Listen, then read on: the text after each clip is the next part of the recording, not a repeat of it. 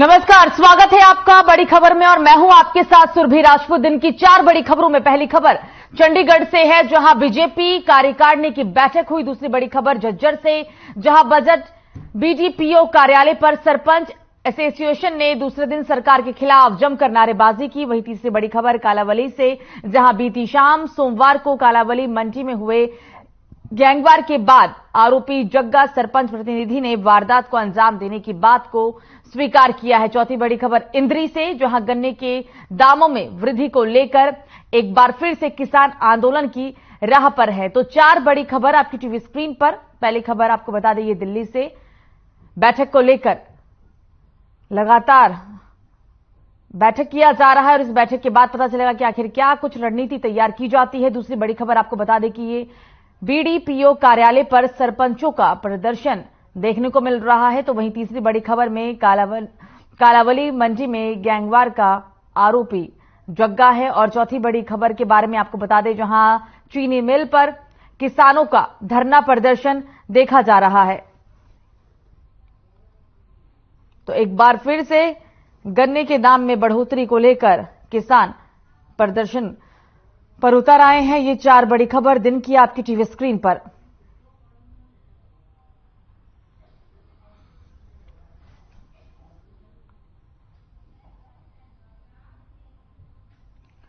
तो दिल्ली में बीजेपी की राष्ट्रीय कार्यकारिणी की बैठक का आज दूसरा और आखिरी दिन है। बैठक में सीएम मनोहर लाल, बीजेपी प्रदेश प्रभारी बिप्लब देव और हरियाणा बीजेपी प्रभारी ओपी धनखड़ भी मौजूद रहे। आपको बता दें कि बैठक में मिशन 2024 की रणनीति को लेकर चर्चा हुई। वहीं पहले दिन यानी कि सोमवार को बैठक से पहले प्रधानमंत्री नरेंद्र मोदी ने संसद मार्ग के पटेल चौक से लेकर एनटीएमसी कन्वेंशन सेंटर तक 15 मिनट का रोड शो भी किया और इसके बाद मोदी ने कार्यक्रम का उद्घाटन किया, जहां बीजेपी नेता रविशंकर प्रसाद ने बताया कि पीएम ने हर कमजोर बूथ पर मजबूती से काम करने को कहा है। देश भर में ऐसे 72,000 बूथ की पहचान भी की गई है।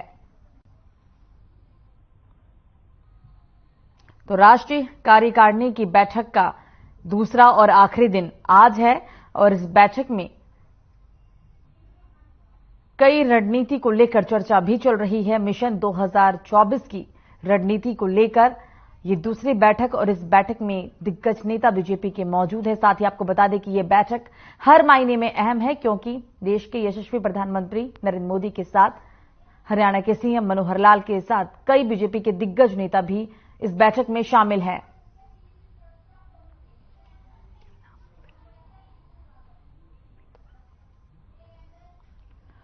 और इस खबर पर ज्यादा जानकारी के साथ हमारे साथ फोन लाइन पे बीजेपी के प्रवक्ता प्रोफेसर विदुर रावल जी जुड़ गए हैं। प्रोफेसर साहब, पहले तो बहुत बहुत स्वागत है आपका। धन्यवाद जी।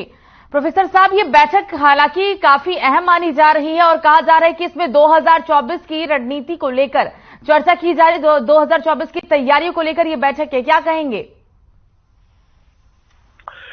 जी, भारतीय जनता पार्टी की बैठकें और विशेष रूप से हमारी जिला कार्य समिति की, हमारी प्रदेश कार्य समिति की, हमारी राष्ट्रीय कार्य समिति की जो बैठकें हैं, वो एक लक्षित जो काल अवधि है उसके बाद होती ही हैं।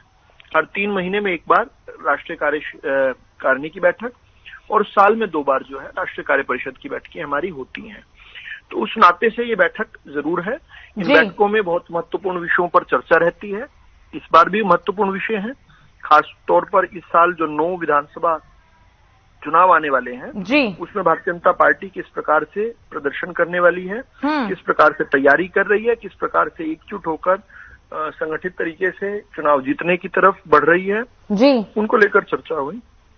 इसके साथ ही जिस प्रकार से राष्ट्रीय अध्यक्ष जगत प्रकाश नड्डा जी का कार्यकाल जो है इस बार 23 जनवरी को जो समाप्त हो रहा है, तो उसको लेकर भी यहाँ पर अगले 1.5 वर्ष और बढ़ा दिया गया, यानी जून 2024 तक, जब तक लोकसभा चुनाव भी हो चुके होंगे तब तक का कार्यकाल उनका बढ़ा दिया गया है। जी बिल्कुल। प्रोफेसर साहब बनी रहेगा हमारे साथ कांग्रेस के प्रवक्ता भी फोन लाइन पर जुड़ने वाले हैं। बजरंग दास गर्ग जी जुड़ गए हैं, बीजेपी ये कांग्रेस के प्रवक्ता है। सबसे पहले तो बजरंग दास जी, बहुत बहुत स्वागत है आपका। थैंक यू मैडम जी। जी, क्या कहेंगे इस बैठक को लेकर, क्योंकि तैयारियां तो जोरों शोरों से चल रही है और ऐसे में कांग्रेस की क्या तैयारी है? और आज जो बैठक हो रही है राष्ट्रीय कार्यकारिणी की, दूसरी अहम बैठक है, विपक्ष को लेकर क्या कहना है? देखिए मैडम जी, ये भारतीय जनता पार्टी का अपना निजी मामला है और ये बात ठीक है बिजू रावल जी की, भाई मीटिंगें होती रहती है, हर पार्टी अपने स्तर के ऊपर मीटिंग करती है, इसमें तो कोई दो राय नहीं। उसके बारे में जो हम क्या कह सकते हैं, उनका अपनी प्लानिंग है, अपनी योजना है। जहां तक कांग्रेस पार्टी का सवाल है, कांग्रेस पार्टी तो 24 घंटे तैयार है। जब भी चुनाव होगा कांग्रेस पार्टी का प्रदर्शन बहुत बढ़िया हर विधानसभा में रहेगा और 2024 के अंदर जो केंद्र में चुनाव होंगे उसके अंदर भी हमें उम्मीद है कि कांग्रेस अच्छा प्रदर्शन करेगी और सरकार बनाएगी और हरियाणा में भी बनाएगी, ये हमें पूरी उम्मीद है। जनता का जिस प्रकार हमें आशीर्वाद मिल रहा है, समर्थन मिल रहा है और सारी जनता का जो मामला है, आप देखोगे जिस प्रदेश का किसान है, कर्मचारी है, मजदूर है, व्यापारी है, उद्योगपति है, हर एक व्यक्ति ये चाहता है कि बदलाव चाहता है, क्योंकि आज महंगाई का मुद्दा सबसे बड़ा मुद्दा है, बेरोजगारी बहुत बड़ा मुद्दा है, हरियाणा में खराब कानून व्यवस्था बहुत बड़ा मुद्दा है। आप देखोगे हरियाणा के अंदर आज सरपंच है, चुनी हुई गांवों की सरकार होती है, आज उनका अधिकार छीनने की बात जो चल रही है, जिस प्रकार गांव के सरपंच सड़कों पर प्रदर्शन करने धरना दे रहे हैं, इसी प्रकार आंगनबाड़ी के लोग हैं, आप देखोगे, और सरकारी कर्मचारी सड़कों पर चल रहे हैं। तो इससे ये महसूस है कि लोगों में सरकार के प्रति बड़ी भारी नाराजगी है और जनता बदलाव चाहती है। बदलाव के अंदर हमें उम्मीद है कि हमें जनता का आशीर्वाद मिलेगा, समर्थन मिलेगा और जनता के आशीर्वाद से हरियाणा और केंद्र में सरकार बनाएंगे। लेकिन बजरंग दास जी, आप कह रहे हैं कि जनता का समर्थन मिल रहा है, आप किस समर्थन की बात करें? क्योंकि अब सरकार तो बीजेपी की है, सरकार तो अलायंस की है, तो कैसा समर्थन मिल रहा है? जो सरकार, जो रिलायंस की सरकार चल रही है, इससे लोग खफा है, उससे लोग खिलाफ है। खिलाफ इस बात से आप अंदाजा लगा सकते हो, जिस प्रकार आप चुने हुए हैं। आज विधानसभा में चुनाव होता है तो विधायक भी चुन के आते हैं, एमपीआर चुनाव होगा, सांसद चुन के आते हैं। इसी प्रकार गांवों की छोटी सरकार होती है, सरपंच चुन के आते हैं। जब उसको अधिकार ही नहीं दे रहा, वो अधिकारी छीनने थे, सरकार ने सारे अधिकार अपने पास रखने थे काम करवाने के, तो फिर से पंचायत चुनाव कराने क्या जरूरत थी? चुनाव ना कराते। पहले भी सरकार ने 2 साल एक चुनाव करवाए पंचायत के, सारे गांवों के विकास कार्य रुके हुए हैं।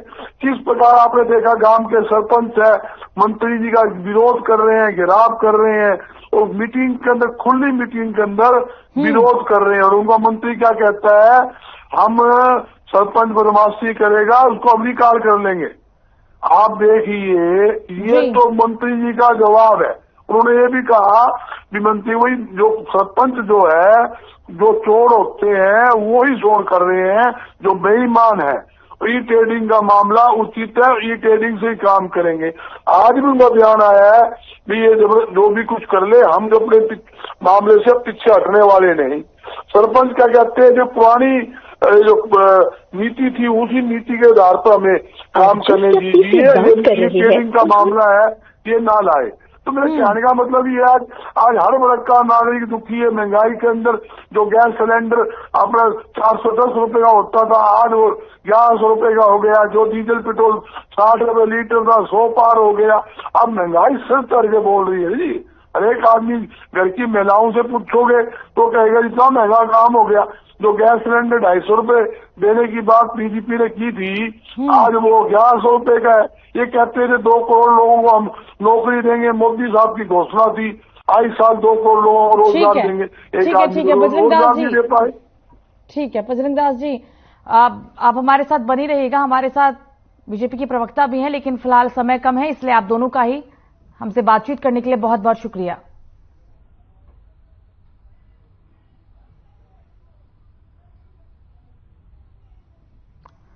तो मिशन 2024 की रणनीति को लेकर इस बैठक में चर्चा की जाएगी। राष्ट्रीय कार्यकारिणी की बैठक का आज दूसरा और अंतिम दिन है। इस बैठक में हरियाणा के सीएम मनोहर लाल और देश के प्रधानमंत्री नरेंद्र मोदी के साथ बीजेपी के कई दिग्गज नेता बैठक में शामिल है। बैठक के बाद क्या आगे की रणनीति तैयार की जाएगी, इसको लेकर भी जो संशय अभी तक बरकरार है वो भी साफ हो जाएगा। लेकिन ये बैठक हर मायने में काफी अहम है।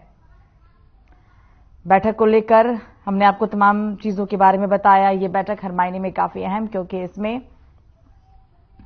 जेपी नड्डा इसकी अध्यक्षता कर रहे हैं और प्रधानमंत्री नरेंद्र मोदी भी इस बैठक में शामिल हैं।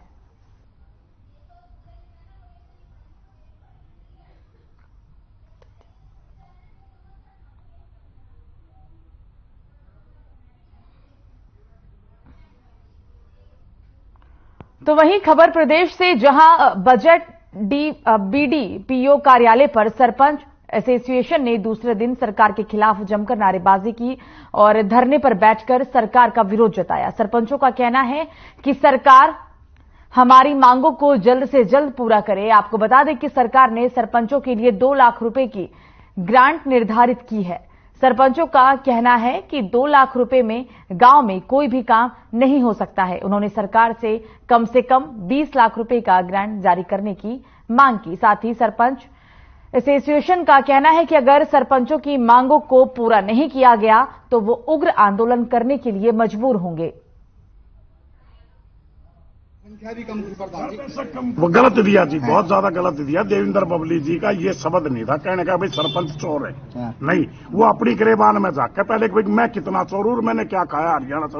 वो पहले मंत्री ना बना था, जब रोज विरोध करा करता था, दिल्ली विरोध करता था, भाई ये चीज होगी, नू होगी, वो होगी। और मंत्री बनते के साथ वो गुम बैठ गए कति। बिल्कुल अगली रणनीति अभी हमने कोई तैयार नहीं करी, ऐसी हमारा शांतिपूर्वक यहाँ बैठे। प्रधान जी ने कहा था कि गोहाना में रैली का करेंगे विरोध, और भाई अगर नहीं मानी गई, हमारी मांग पूरी नहीं हुई तो हम उसका विरोध करेंगे।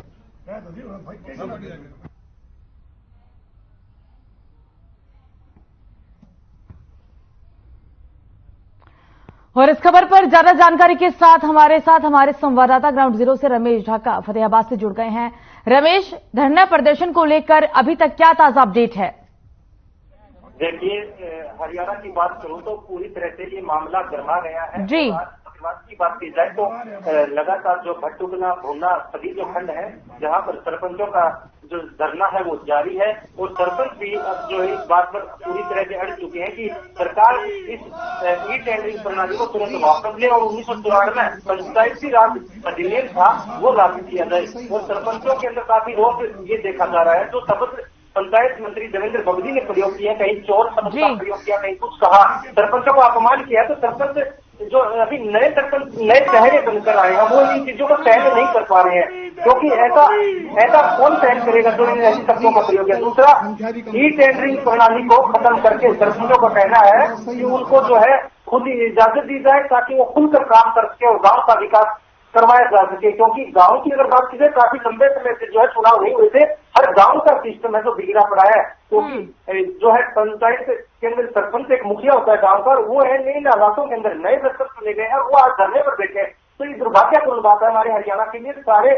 सरपंचों के अंदर रोष है और फतवा जिले के हर खंड के पंचायत जो इनके बीडीपीओ कार्यालय है उनके आगे धरना सरपंचों का जारी है। बिल्कुल रमेश, क्योंकि आप लगातार लोगों से बात भी कर रहे हैं, जो प्रदर्शन कर रहे हैं सरपंचों से आपकी बात भी हुई है, तो सरपंचों की क्या मुख्य मांगे हैं? क्योंकि उग्र आंदोलन को लेकर अब बात भी कही जा रही है, तो मुख्य मांगे सरपंचों की क्या है?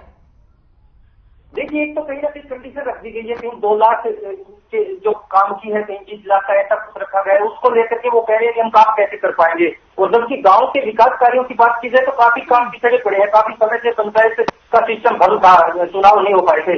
सरपंचों की लगातार यही मांग है कि जो ई टेंडरिंग प्रणाली है इसको तुरंत प्रभाव से सरकार वापस ले। और इसके अंदर अगर फतेहाबाद जिले की बात करूं तो विपक्ष जो है पूर्व विधायक कांग्रेस पार्टी के पलासिंग जिला खेड़ा भी धरने पर पहुंच गए थे।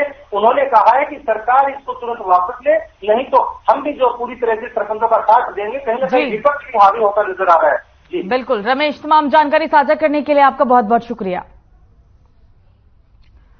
तो अब रुक करते हैं तीसरी बड़ी खबर की। खबर कालावली से, जहां बीती सोमवार को कालावली मंडी में हुए गैंगवार के बाद आरोपी जग्गा सरपंच प्रतिनिधि ने वारदात को अंजाम देने की बात को स्वीकार कर ली है। जग्गा सिंह ने लिखकर अपने आप को जिम्मेदार भी ठहराया। आपको बता दें कि उन्होंने लिखा है कि आगे टीपू कालावली और उसके साथी को सरेआम मारा गया है। जो रह गए हैं उनको भी जल्द टांग दूंगा, ये उनका कहना था। आरोपी जग्गा सिंह के घर पर कुछ समय पहले एनआईए ने छापा भी मारा था और उनके यहां से पिस्तौल और कारतूस भी बरामद हुई है।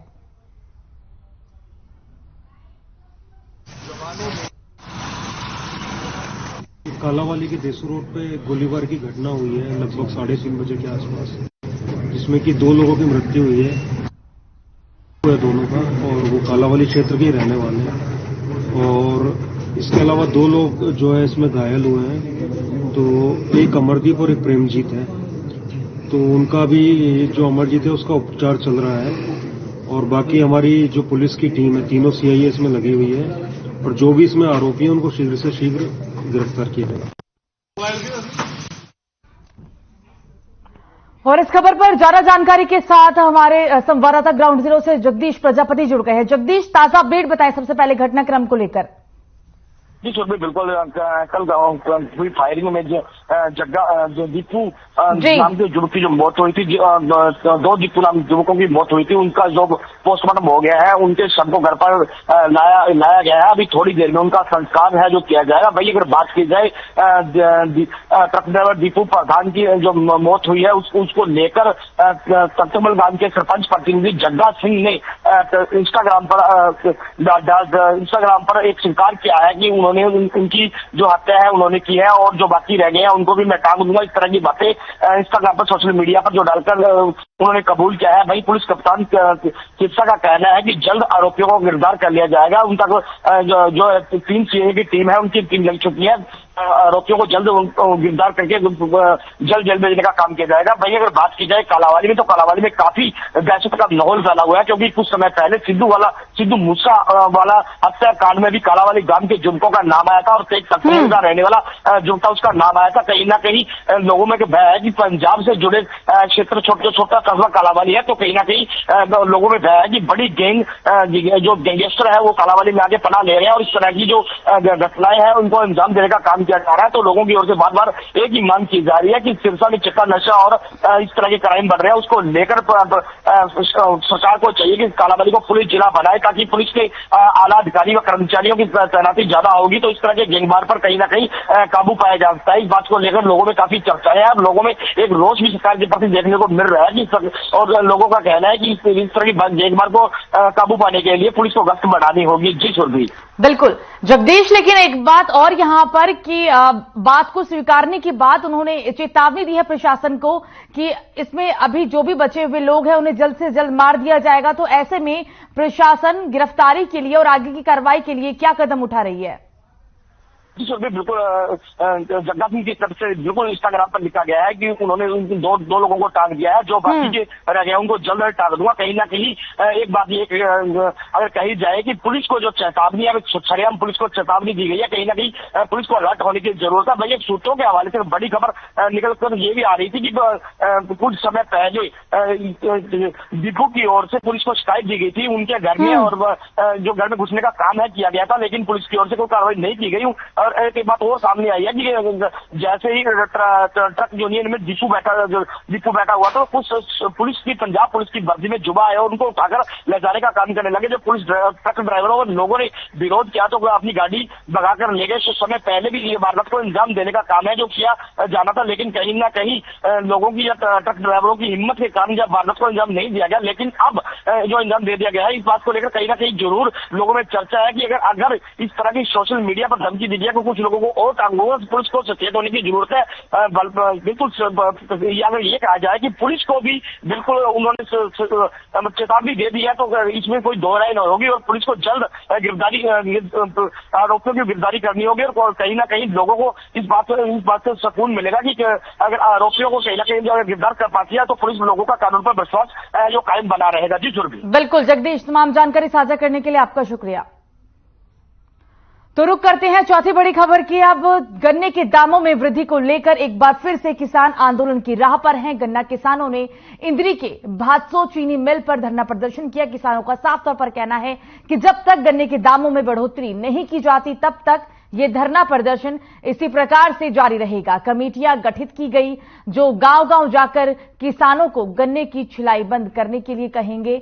19 तारीख तक चीनी मिल में किसान गन्ना लेकर आ सकते हैं। आपको बता दें कि 19 तारीख की रात 12 बजे तक किसान गन्ना लेकर आएंगे और उसके बाद सुबह 20 तारीख को शुगर मिल पर तालाबंदी कर दी जाएगी।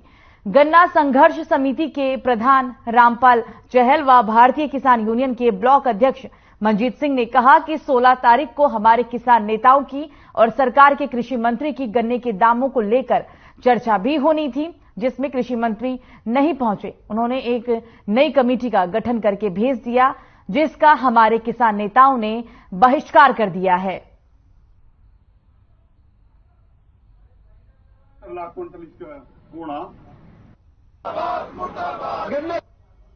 आगे बीच में डी साहब ना कह भी मैं चंडीगढ़ बात करका और आपको बता रहा। उन्होंने बात करी, उन्होंने कहा भी आप 16 तारीख को बुलाए, जो कमेटी गठित करा की सीएम ना गन्ना रेट देने के लिए कृषि मंत्री की अध्यक्षता में, वो आपसे बातचीत करेगा और आप 16 तारीख को आ जाओ। 16 तारीख को रेट डिक्लेयर नहीं कर दी तो हम 17 तारीख से पूरे हरियाणा के शुगर मिलों की छलाई रोक देंगे, कटाई रोक देंगे गन्ने की, और 20 तारीख को मिल बंद कर देंगे। उसी दिन ऐलान कर दिया था। और जो अगला आदेश था 10 जनवरी को ही था कि 17 जनवरी में धरने देंगे, छलाई बंद करेंगे और 20 दिसंबर से सुबह 8 बजे मिलों का ताला लगा देंगे। उसी विषय में आज बहादुर शुगर मिल में इकट्ठे हुए हैं। बहादुर क्या पूरे हरियाणा के 14 मिलों में इकट्ठे आज लोग पंचायतें कर रहे।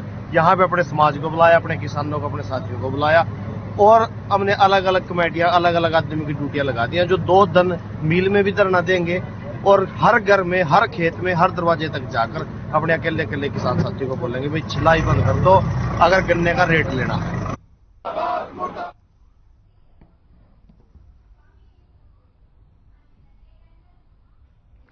और इस खबर पर बातचीत करने के लिए फोन लाइन पे हमारे साथ किसान नेता स्वामी इंद्र जी जुड़ गए हैं। स्वामी इंद्र जी, सबसे पहले तो स्वागत है आपका। जी नमस्कार सुरभि जी। जी, आगे की रणनीति क्या, क्योंकि ऐसा तो नहीं लग रहा कि शायद कोई बीच का रास्ता निकले, क्योंकि जिस तरीके से बातचीत को लेकर एक तारीख का भी ऐलान किया गया, लेकिन अब क्योंकि कृषि मंत्री ही नहीं पहुंचे हैं, तो आगे की रणनीति को लेकर क्या कहेंगे? देखिए सुरभि जी, किसान कोई आंदोलन नहीं करना चाहता, ना ही हम आंदोलन के लिए बने हैं। किसान जो है देश का पेट भरने का काम करता है बेटा, और दूसरा बेटा देश की सुरक्षा का काम करता है, देश की सीमा की रक्षा करता है। ऐसे के अंदर ऐसी परिस्थितियां बना दी जाती है प्रदेश सरकार द्वारा, केंद्र सरकार द्वारा। देखिए सभी को अधिकार है काम करने का, किसान भी काम करता है, सभी को अधिकार अपने उत्पाद बेचने का। सभी अपने उत्पाद बेचने पता होता है कि मेरे उत्पादन का क्या मूल्य है। किसान यही तो मांग रहा है कि मेरा उत्पादन का क्या मूल्य है। मेरे किसी जो आपने मेरे को रेट देना है गन्ने का, आपके पड़ोसी राज्य में 400 रुपए प्रति क्विंटल हो गया है। हरियाणा प्रदेश में इनपुट कॉस्ट बढ़ी है। यहाँ पर आप जब सत्ता में आए थे 2014 के अंदर, आपके यहाँ डीजल 35 रुपए लीटर था, आज 3 गुना हो चुका है। आप ये देखिए, जब सत्ता में आए थे आपने प्रदेश के प्रधानमंत्री ने कहा था कि 2022 में किसानों की आय दुगनी हो जाएगी। जब आप सत्ता में आए तो 310 रेट था। मैं सरकार से कहना चाहता हूँ माननीय प्रधानमंत्री जी, आप अपनी बात पे खड़े उतरे और आप 310 को 620 रुपए बनता है। हम तो खुद ही कम मांग रहे हैं, क्योंकि हमें मालूम है देश की स्थिति ऐसी नहीं है कि आज गन्ना किसान की सारी बातें मान नहीं जाए। हम कम से कम की बात कर रहे हैं, मिनिमम सपोर्ट प्राइस की बात करें। एमएसपी की आप कंपनी अपना कमेटी बनाते हैं, उससे किसानों को मिलते। आज प्रदेश के कृषि मंत्री ने किसानों से मिलना था, वो कृषि मंत्री किसानों से नहीं मिलते, परसों कल की बात है। तो अब किसान करे तो करे क्या? मैं समझता हूँ प्रदेश की सरकार जानबूझ के किसानों को नीचा दिखाने के लिए, छोटा आंकने के लिए उनको मिलना भी नहीं चाहती, उनके दुख दर्द में शामिल भी नहीं होना चाहती। इसकी हम बड़े कठोर शब्दों में निंदा करता हूँ कि प्रदेश का कृषि मंत्री, जिसका काम ही कृषकों से मिलना है, उनकी दुख में शामिल होना है, सुख सुख में, आज वो हमसे दूर होता जा रहा है, हमारे दुखों को बढ़ाता जा रहा है। मैं कृषि मंत्री से आपके चैनल के माध्यम से अनुरोध करूंगा जल्दी वो किसानों के बीच में आए। ये जो बीच में जो बहुत बड़ा गैप भरता जा रहा है किसानों और सरकार के बीच में, उसे कम करने के लिए वो आए और हमारे को हमारे मूल्य दें, ताकि किसान जिस प्रकार से कह रहा है कि हम चुलाई बंद करेंगे और 20 तारीख को हम मिलों को चलना बंद कर देंगे, तो हम ये ऐसा नहीं चाहते कि ऐसा हो। अगर सरकार चाहेगी तो किसान ये भी करेगा। तो दूसरी बात मैं कहना चाहता हूँ, हमारा उत्पादन हमें बता दीजिए, किसी का किसान का जो गन्ने का उत्पादन है, क्या वो घाटे का उत्पादन है, क्या उससे बिजली पैदा नहीं होती? क्या उससे आपको लाभ नहीं होता? क्या उससे शराब नहीं बनती? क्या उससे आपको लाभ नहीं होता? क्या उससे अपना सिगरेट बनता है? उससे क्या आपको लाभ नहीं होता? उससे आपको इथेनॉल निकलता है, क्या उससे आपको लाभ नहीं होता? मात्र चीनी ही उससे पैदा होती। तो मैं कहना हमारा तो बहुमूल्य निधि है गन्ना, इससे आप लाखों करोड़ों अरबों रुपया प्रदेश सरकार टैक्स में ही ले रही है और मिलें जो है कई गुना मुनाफा खा रही है। सुप्रीम कोर्ट की गाइडलाइन 15 दिन तक किसान को भुगतान नहीं होता, उसको ब्याज पर पैसा मिलना चाहिए, कुछ भी नहीं दिया जा रहा है। बिल्कुल हमें दूसरे दर्जे का नागरिक बनाया जा रहा है। इसके लिए हम सख्त निंदा करते हैं और किसान आंदोलन करेगा, आंदोलन को दूसरा रास्ता। बिल्कुल सरकार को जी यहाँ पे सरकार को सोचने की जरूरत है। स्वामी जी समय थोड़ा कम है, इसलिए हमसे बातचीत करने के लिए बहुत बहुत शुक्रिया आपका। तो दिन की 4 बड़ी खबरों में फिलहाल मुझे दीजिए इजाजत, नमस्कार।